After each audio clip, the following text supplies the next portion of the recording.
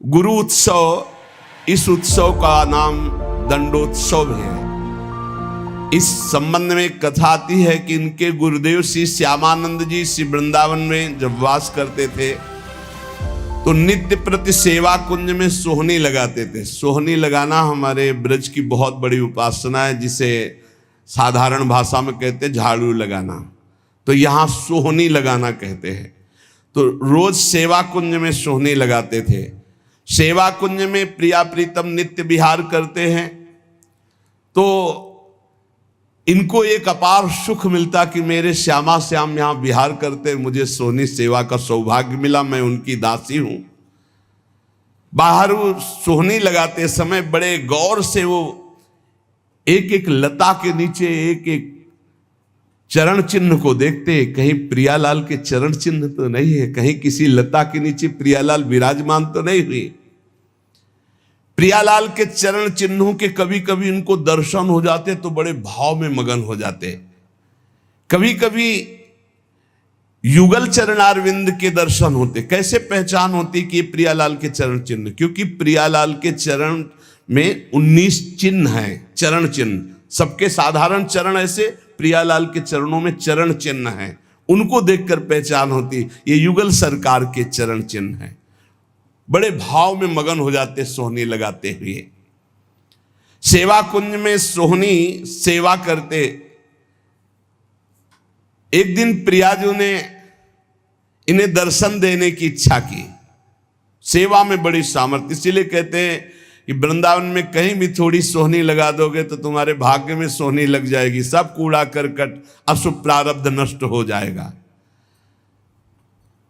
श्री जी की इच्छा हुई दर्शन देने की, पर श्री जी सीधे दर्शन नहीं दे सकती।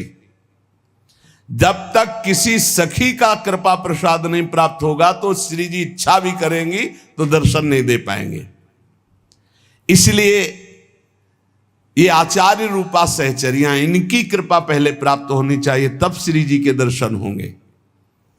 नहीं, श्री जी के दर्शन की एक मर्यादा है, बिना सखी के दर्शन के, बिना सखी अनुग्रह के श्री जी का दर्शन। इच्छा हुई श्री जी के दर्शन की तो डायरेक्ट आकर के दर्शन नहीं दिया। अनुग्रहमयी श्री जी ने पहले सखी की अनुकूलता हो, सखी दर्शन दे, तब दर्शन का विधान बने। एक दिन श्री जी ने जानबूझकर अपने श्री चरण का एक नूपुर छोड़ दिया सेवा कुंज में। अब प्रातः काल श्री श्यामानंद जी सोहनी लगाते थे तो जे ही लगाया तो देखा बड़ा कीमती अद्भुत नूपुर, बड़ा आनंद मिल रहा है। विचार किया किसी नवविवाहिता का होगा, ढूंढने आएगी, दे देंगे। तो अपने अचला की छोर में संत है, बांध कर अपने माथे पे रख के साफा बांध के सोहनी लगाने लगे। सोच रहे थे किसी की बेटी या किसी की नवविवाहिता बहू का ही है, क्योंकि बहुत खोजने आएगा तो देंगे। श्री जी ने अपने आभूषण श्री ललिता जी से कहा कि संभाल करके मंगला के आभूषण रखो। तो उनमें कहा, प्यारी जी आपके एक श्री चरण का नूपुर तो है ही नहीं। जानबूझ के श्री जी ने गिराया था, क्योंकि जब तक सखी कृपा नहीं होगी तब तक श्री जी दर्शन नहीं देंगे। जाओ देखो सेवा कुंज में किसी लता के नीचे कहीं अरज कर तो नहीं गिर गया। ललिता जी ने खोज प्रारंभ की तो देखा श्री श्यामानंद जी वयोवृद्ध सोहनी लगा रहे हैं, राधा राधा सोहनी लगा रहे। ललिता जी ने विचार किया, मैं अपने स्वरूप से जाकर के इनसे मांगूंगी तो अच्छा नहीं रहेगा। तो साधारण वेश में गई और कहने लगी कि बाबा यहां सोहनी लगाते नूपुर तो नहीं मिला, यदि मिला हो तो मुझे दे दीजिए। तुम्हारा तो नूपुर नहीं हो सकता, क्योंकि साधारण वेश में ललिता जी थी। अब मेरा नहीं, मेरी बहू का है। लाओ। नहीं, ऐसे तो मैं नहीं दूंगा। तुम्हारी बहू का है तो पहले वो चरण दिखावें जिसमें वो नूपुर बंधा है, और ठीक हमारे जैसा नूपुर है कि नहीं वो, अगर है अभी दे दूंगा, अगर नहीं दिखाया नहीं दूंगा। अंदर आनंद हो रहा है कि इस नूपुर में कुछ तो है, क्योंकि इसकी खोज हुई है, और ये जो हमसे बात कर रहे हैं बड़ा अपार आनंद मिल रहा है, पर ये अपने वेश को छुपाए हुए ये दिव्य है, कोई साधारण नहीं। अरे नाय बाबा तू मुझे दे दे, नहीं नहीं मैं आपको दे दूं। और थोड़ी देर बाद जिस बहू का गिरा है या जिस बेटी का गिरा है वो आके बोले कि मेरा नूपुर, तो हम तुम्हें कहां खोजेंगे? नहीं, हम तभी देंगे जब दूसरे चरण का नूपुर पहना के, तब हमें वो नूपुर वहां, तो ये नूपुर ले उनके चरण में बांध। बहुत हट किया ललिता जी ने, नहीं दिया। तब जाकर श्री जी से बात की तो श्री जी ने कहा सखी अब तो हम ही को चलना होगा, क्योंकि वो बहुत जिद किए है, और श्री जी दर्शन देना चाहती थी इसलिए ये लीला की।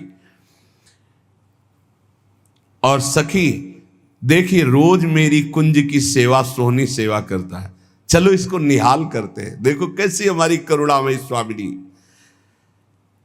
देखो नूपुर भी मिल जाएगा और रोज सोहनी सेवा करता है तो इसका फल भी उसको मिल जाएगा, मेरे दर्शन हो जाएंगे। श्री जी उतावली है दर्शन देने के लिए, इसलिए हमारी स्वामिनी जैसा स्वभाव किसका, सहज स्वभाव पर्यो नवल किशोरी जी को मृदुता दयालुता कृपालुता की राशि है। स्वयं दर्शन का विधान बनाती, अपने नूपुर छोड़ दिए। श्री जी ललिता जी के साथ आए। ललिता जी ने कहा देखो इनके चरणों की तरफ देखो, वो नूपुर है ना, ऐसा है ना नूपुर, उतारे देख, हाँ। साष्टांग चरणों में लौट गए, श्री जी की करुणा देखी, इशारा किया मैं बांधू। श्री जी के चरणों में नूपुर बांधा, और श्री जी ने वरद हस्त श्यामानंद महाप्रभु के मस्तक पर। क्या सौभाग्य! ये कथाएं नहीं है, यही की सत्य घटनाएं हैं।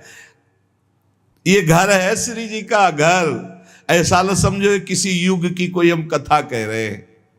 ये घर है श्री जी का प्यारे, यहां आज भी श्री जी कैसे तुम्हें हम बताए, बस वाणी की सामर्थ्य नहीं, कहा कहो एक जीव सखीरी बात की बात बात। श्री जी दुलार कर रही श्यामानंद, मेरी कुंज की सोहनी लगाने वाली मेरी ये सखी है, दुलार कर रही। अपने कर कमल से श्री जी के अति दुर्लभ ब्रह्मेश्वरादि सुदरूह पदारविंद, उनमें नूपुर पहला रहे श्री श्यामानंद जी। श्री जी बहुत प्रसन्न, लौट गए फिर चरणों में, तो अपने श्री चरणों की जो नूपुर बांधा था वही झनकारते हुए ऐसे मस्तक में किया, तो नूपुर की दिव्य छाप श्यामानंद महाप्रभु के मस्तक पर पड़ गई। अब तो प्रेम मगन डूबे हुए आए, तो उनके गुरुदेव श्री हृदयानंद जी ने देखा, श्यामानंद जी के मस्तक में छाप देख करके कहा कि ये आज कौन सी मस्ती है,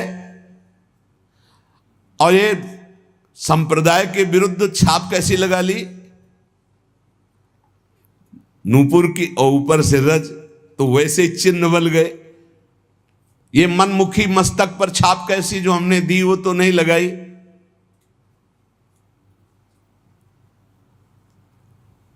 अब उन्होंने जानबूझकर थोड़ी, ये तो श्री जी का कृपा प्रसाद प्राप्त हुआ था।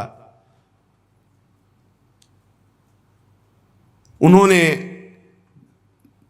कहा कि ये मनमुखी छाप गुरुदेव नहीं है, ये इष्ट देव ने छाप लगाई है। डांट करके कहा नहीं नहीं, ऐसा लगता है, देखो ध्यान से समझने की बात है कि भला श्री जी ऐसे कैसे, देखो बड़े यहां रहस्य की बात है। यदि दैन्य होकर आप भगवत आराधना में हो तो गुरु को भी पता नहीं लग सकता, ऐसी शिष्य की ऊंचाई हो सकती है। शिष्य की ऐसी ऊंचाई हो सकती कि गुरु को भी पता नहीं लग सकता। ध्यान रखो, बड़ा विचित्र ये खेल है। दैन्यता से नाभाजी सेवा में लगे हैं, तो अग्रदेवाचार्य की जहां स्थिति मानसिक सेवा में, वहां वो तो विचार में लगे, वो पंखा से हटा दिया जो जहाज डूब रहा था सेवक का, उसको। कितना बड़ा महान ये बात है। शिष्य की मानसिक स्थिति गुरु को पता हो, ये कोई बड़ी बात नहीं, लेकिन गुरु की मानसिक स्थिति में शिष्य का प्रवेश हो जाना, ये बहुत बड़ी बात है। हृदयानंद जी ने सोचा ये बहाना बना रहा है, डांट कर का इसे शीघ्र धो डालो, जो आज्ञा।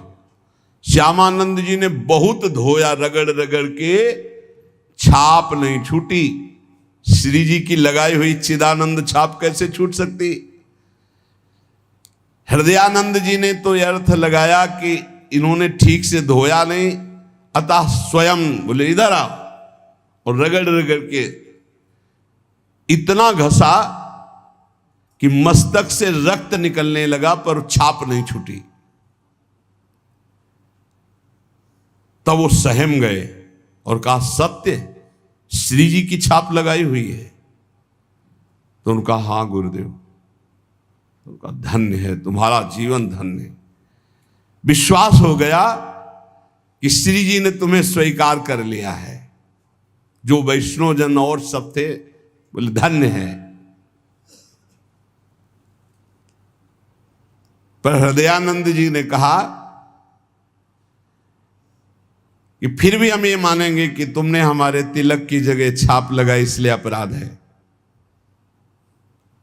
इसलिए हम वैष्णव समाज में दंड निर्धारित करेंगे।